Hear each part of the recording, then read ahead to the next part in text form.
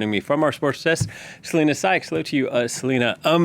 Berlusconi had a number of personal indulgences. One of the least controversial ones was sports. And as a wealthy man, he had the means to buy his hometown club, AC Milan. How did it transform under his ownership? So it has to be said, Will, that he actually made his name in football before politics. He bought AC Milan back in 1986, so long before he first got into politics in the early 90s. As you said, it was a club that he had long supported since he was a boy, so definitely a great passion of his, but he did eventually also use the club as a communication tool for his own political and business means.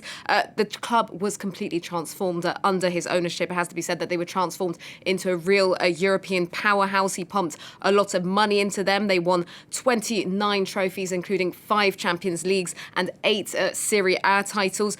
The club was really in a very turbulent time when he bought them in the 1980s. They had been relegated twice from the Serie A in that period. So he pumped a lot of money into the club, a lot of signings such as Ruud Gullit, Marco van Basten.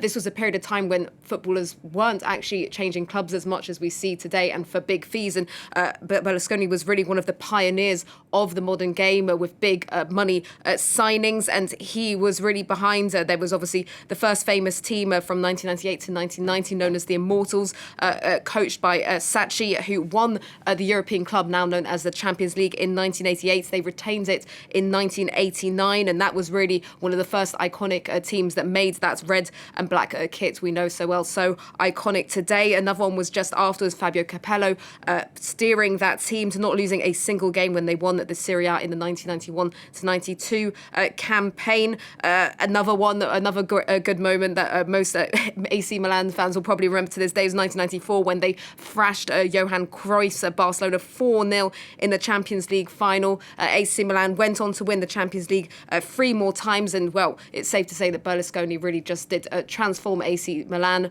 He obviously did end up selling them in 2017 to a Chinese consortium, but we can still safely say that football was very much a passion for the rest of his life. Obviously, buying Monza, a third-tier Italian side, which he managed to bring all the way to the Serie A last season. Yeah, and he bought that team just 18 months after selling AC Milan. I mean, tell us more about how he did this transformation.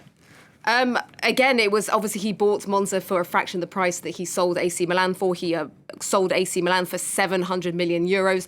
So he very much did the same thing that he did at Milan, but obviously for a fraction of the price, bringing in players. And it was really a remarkable story, the fact that this third-tier side had managed to go all the way up to the Serie A. They got to the top flight last year, and they managed to secure another season of top-flight football this season, finishing in 11th. So a big success story for them. Both teams have today obviously given out tributes because of this. Berlusconi had been such a crucial part in both of these teams' history.